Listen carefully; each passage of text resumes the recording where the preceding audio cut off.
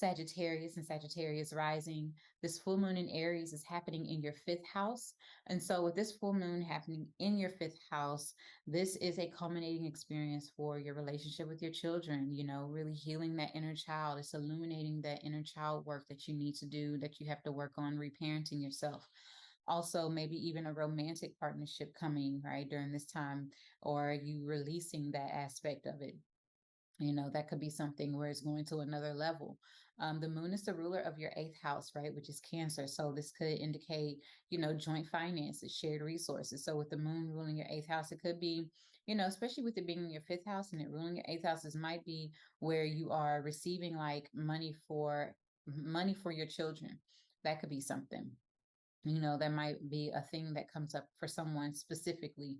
And also this could be like you come into a full culmination of like what brings you joy, what lights you up on the inside.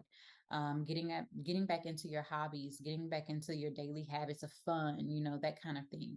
All right. And then we have a new moon solar eclipse in Scorpio that happens in your 12th house. So setting new intentions about your healing journey, allowing the things to end that will end. This is a fated karmic moment over the next 6 months of endings, changes that are happening, things being paid out that need to be paid out, justice being paid, things coming undone. This is also the house that rules reversals. So this might be a moment where things are coming into like a reversed kind of energy. This moon, also the new moon, is also the ruler of your eighth house. So it might be a reversal of like a debt, that you owe, or the dissolving of a debt that you owe, you paying off a debt that you owe. Also, with the sun ruling your ninth house, it might be like a debt, or you might be receiving information, or might be incurring new debt when it comes to like higher education or something like that, or you could be receiving a grant or some type of money to help pay for school. Could be simple as that.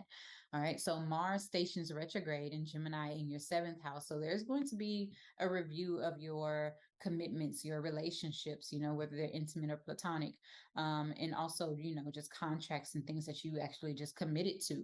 Right. It could be jobs. It could be any kind of commitments that you've made, and just kind of a review of that, and just allowing certain things to be eliminated. You might not feel as charged or as motivated to your commitment. So the key is to tap into that fifth house energy of what lights you up and what brings you joy, and allowing the things that no longer bring you joy to dissolve, right? Since this Mars energy rules your fifth and your 12th house.